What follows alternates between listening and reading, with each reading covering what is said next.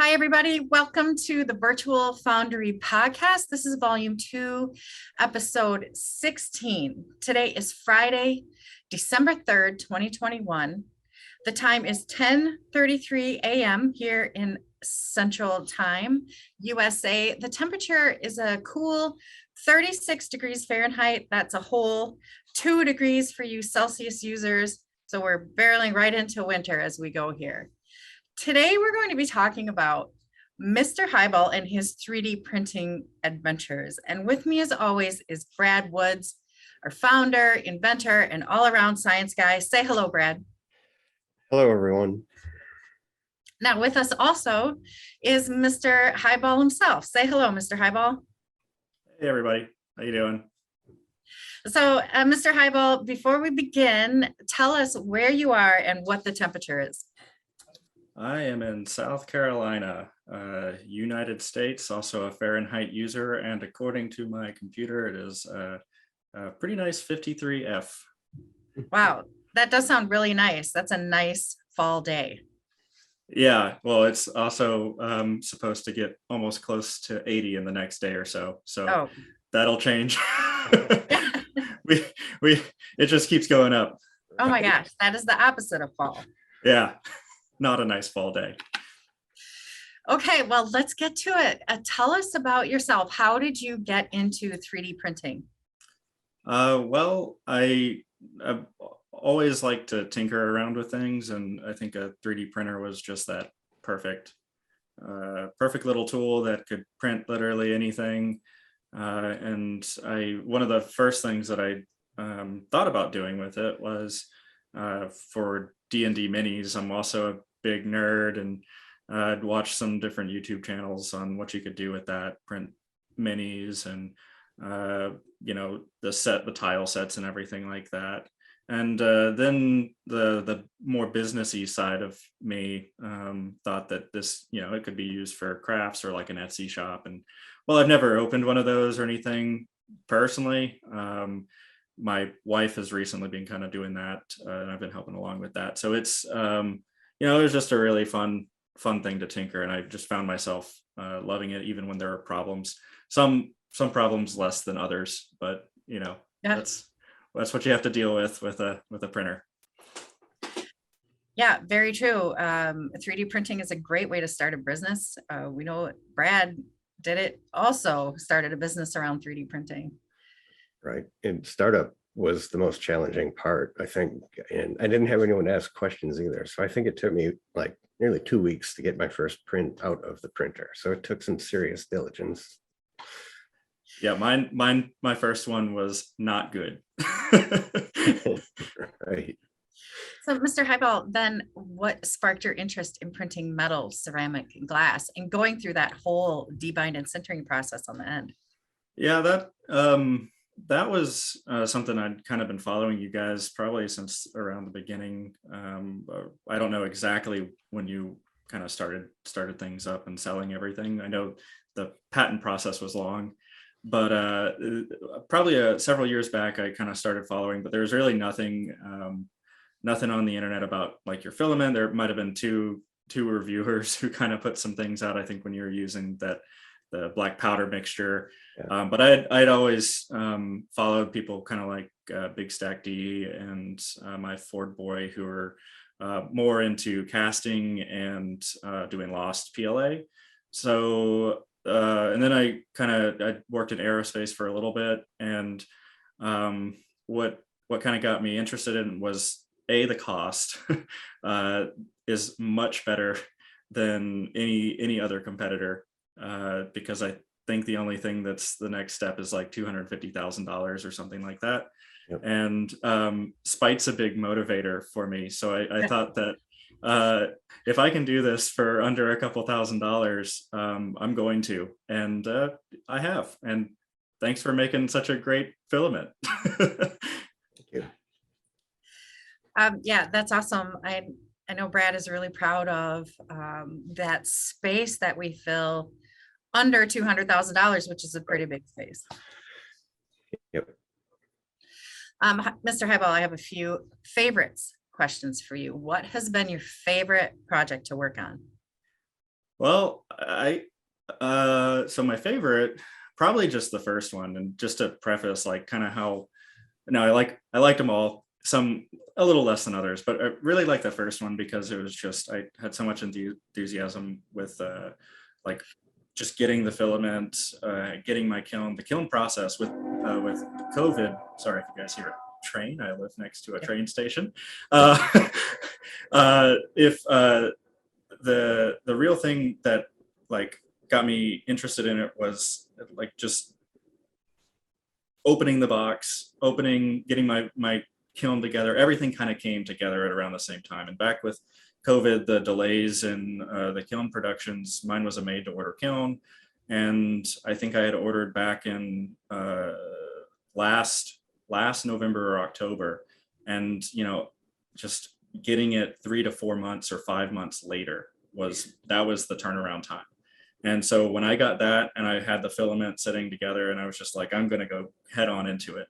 And so even though it didn't work and I learned some things, that was probably my favorite one just to do. And the video was obviously probably a little too long, but other than that, every video I kind of like to do is do a slightly different thing and just try to tinker around with stuff Brad's talked about on the forums. And I just find it as a great challenge. So all of those things are just been really fun. It's a great way to wind down after a long day of work. I hadn't thought about spite as a motivating factor, but yeah, that's actually. Oh, it's powerful. Yeah. Mr. Highball, what's been your favorite material to work with? Well, the one I've been working with mostly is the copper, and to be honest, completely frank, the reason I picked it first was copper has great properties. It was the cheapest metal at the time, and I like the way there's a lot that you can do with copper. I just felt like with its antibacterial properties and all those. So I think that's probably my favorite, and I've gotten it down to print really well, I think, on the printer that I have, and I could probably make it print better, but I just turned the printer on and let it ride. After that, though, I did have some problems with the Pyrex at first, but it wasn't the Pyrex's fault. It was my failing Ender 3. And after getting an actual direct drive printer, the Pyrex is really, really amazing. I really like that a lot. And I think that and the ceramics have a lot of good potential, especially at the cost point. It's not much more than a thing of filament. Regular PLA or ABS or anything like that. So those two probably right now my top of the list. Nice. Yeah, you're really running the gamut with the materials. Mm-hmm. Now your videos always show a beer. So what is your favorite beer? To clarify, they always show more than one beer. My favorite, I actually ask this to people I interview for my day job. It's always the question I end into with somebody to kind of get a good judge of character. I'd probably say my favorite beer is a Schmittix, an Irish red. And I like that because that was my first legal beer that I really enjoyed. But there's so many. I like a good Ayinger and lots of browns or IPAs. I run the whole spectrum of beers, and I brew my own. The only ones that I really stay away from are sours. Yeah, that seems to be the big beer topic lately. Yeah. Say, you've mentioned your equipment a little bit. Tell us about the printer that you're using and the kiln that you're using. Yeah, and I wish I would have gotten the name of the kiln before this, but I have to look through my files. But the printer is a 10-log TL D3 Pro, and it is probably a little known printer. I think in the UK they called it the Copy Master, but it's essentially an IDEX independent dual extruder printer with direct drive, and it looks relatively similar to like a Creality machine, but I'd say it's probably the best, and it's a 300 by 300 build volume, so it's a pretty large printer. That was one of those things that I wanted, and it was about 600 USD. So for the space, for the capabilities and the price, it was a no-brainer for me to just kind of risk it. And you can buy it on Amazon here, so it's really easy to get. But there's not too many people using it online for whatever reason. I don't. It's a Chinese company, so maybe the branding just isn't great. The kiln I use is that's where I don't have the exact name for you. I did mention it in some comments on the forums, and I'd have to dig through that again. But it was full package with the Genesis 2.0 controller. That was one of those things that I really wanted. That was relatively new when I purchased the kiln. And the reason I got that kiln controller was the ease of setting those steps and the programs. I can have a lot of programs you can monitor on your phone if you want, and just I went to it originally with a couple of requirements. I wanted a vent hole. I wanted it to be able to get up to about the 2400 degrees Fahrenheit mark. And I needed a big kiln volume, because at some point I wanted this kiln to grow with me. And, for around $1,000 for the kiln and for around $600 for the printer, I'm under the $2,000 mark for, my whole setup, which is, when I tell people that, they're like, wait, what?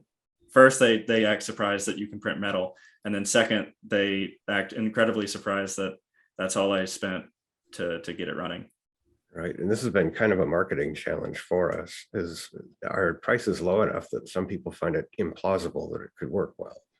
And this has been a recurring theme since we started the project.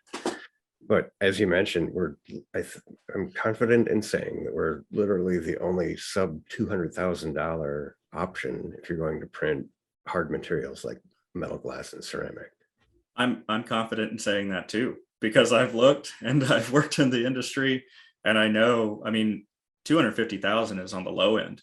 Yeah. Most of them are upwards of 500 to 700, or at any time that you look on a website and it says, call our sales team for pricing, right, that's when I know it's instantly out of my price range. So yeah, thank you for walking us through that. We'll put links to your equipment in the video description as well, so other people can check that out. Yeah, and all of your equipment appears in your videos too, so people can see what that's like. Yeah, I try to go through everything. Maybe it sometimes can be a little long to sit through, but I try to cover everything that I do. And it's not just because I like to be detailed, but it's also so that I can go back to my own video and see, as from a log, what did I do to get this working right? And if I can do that, then I'd feel that pretty confident that somebody else could pick right up there. And you mentioned working with copper, and then after we started talking about liquid phase sintering or infiltration to fill in those pores during the sintering process to ideally create a solid final object, you started experimenting with that, and now you're regularly using zinc paste. Talk about that a little bit. What is that zinc paste? Why do you use it, and what are the results you're getting with that? Yeah, and it was a topic that I was completely unaware of. I'm a software engineer by trade, so this is just, it's a hobby of mine, but I'm very interested in it. And when I saw Brad talking about and posting, I think, a paper or a couple links, I instantly just kind of dove right in and started watching all these videos on YouTube that were like from the 1970s manufacturing line, and just seeing all this stuff. So it was a really interesting dive down a YouTube hole. But the zinc, the putty that I just kind of whipped up was kind of just my first approach, and I've done 2 versions now with slightly different compositions, and it's there is a carbon element which can burn away a little bit, and that was why I needed something that was easy to form, easy to kind of position in the crucible, and I wanted it to not obstruct or not take away anything from the ballast. I wanted it to be able to still support the part. And the idea was really just to see why I picked zinc was I'm assuming this would predominantly work mostly for like the copper, but it's doing the research, it was you need a metal that you can alloy with the other, and it comes down to where, you know, what the temperature of that it melts at needs to be lower than the center temp. And the right where the zinc melts, and I actually have done some pouring of zinc too, right where it melts is a little above where right around the area where the peak debind temp for copper, or for, well, just your material. So the thought process was, once the debind's done, then it could ramp into the actual center step and maybe get sucked in and pulled up. And I have I do it because I've done some tests, and you know, I have some cubes which now are slightly more, you probably can't see them now, but try to show them, but they're a little more patina than they are.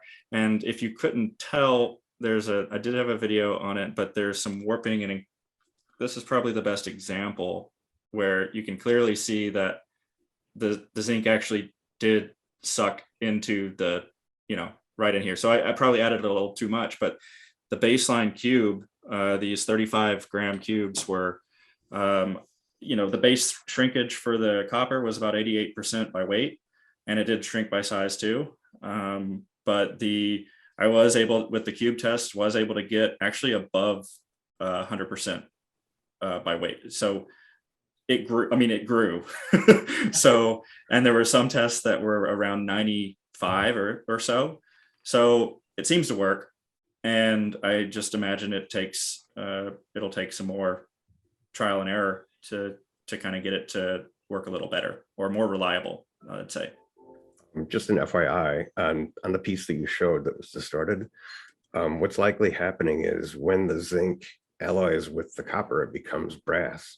Brass has a lower melting point than copper, so you're likely literally melting the part that alloyed. Yeah, and actually, what was interesting, it does have a brass sheen to it. So you probably, I don't know if you can tell, but the tip here is a almost golden copperish, where you can clearly see a difference. That when this was polished up, there is almost a yellow tint to it, which would you'd probably see from a brass. So, and that's why I picked it.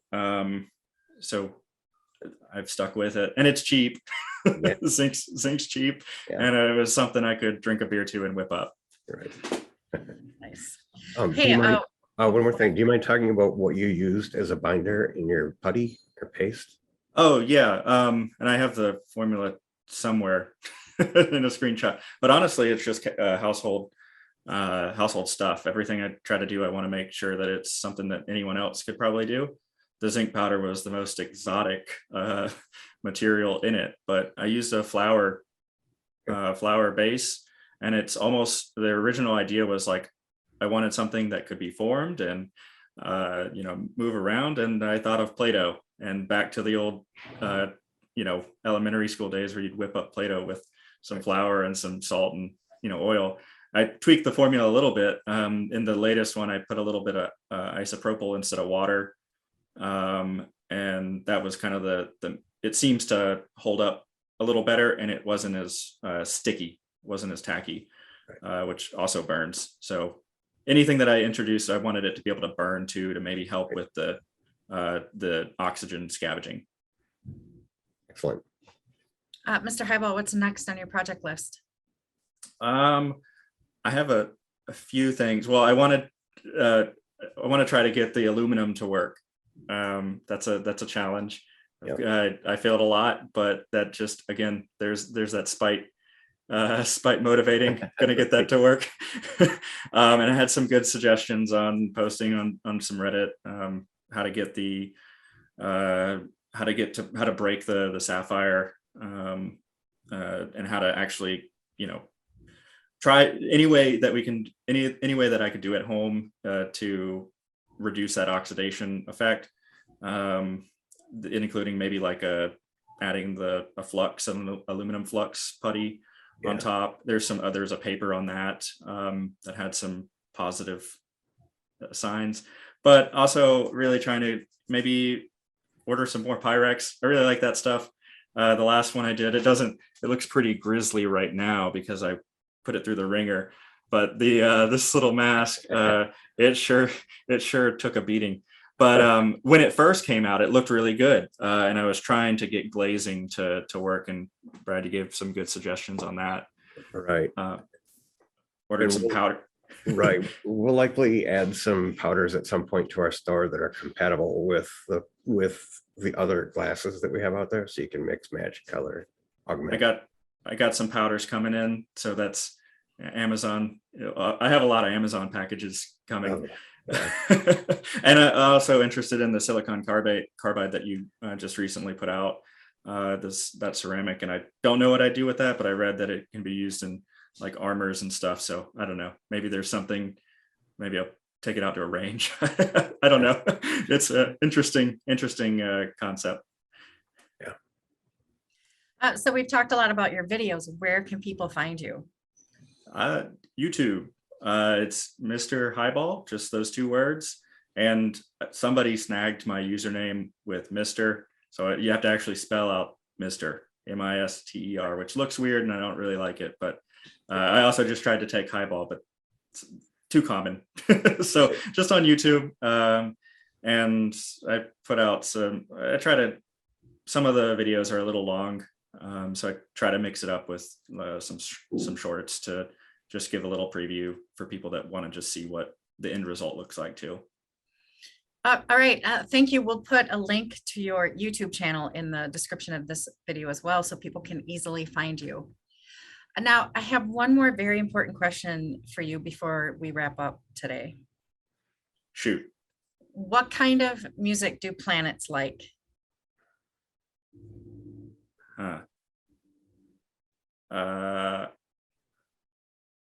Planets like space rock. I don't know. That's pretty good. That's pretty good. Nope, they like Neptunes. Oh, I gotcha. Thank you so much for joining us today, Mr. Highball. It was a pleasure talking with you in today's podcast. If you've got a project or you're doing some cool things that you want to talk about in this format, reach out. We'd love to have you. And until next time, happy printing, everybody. Thanks, both of you guys. It's been fun. Thank you.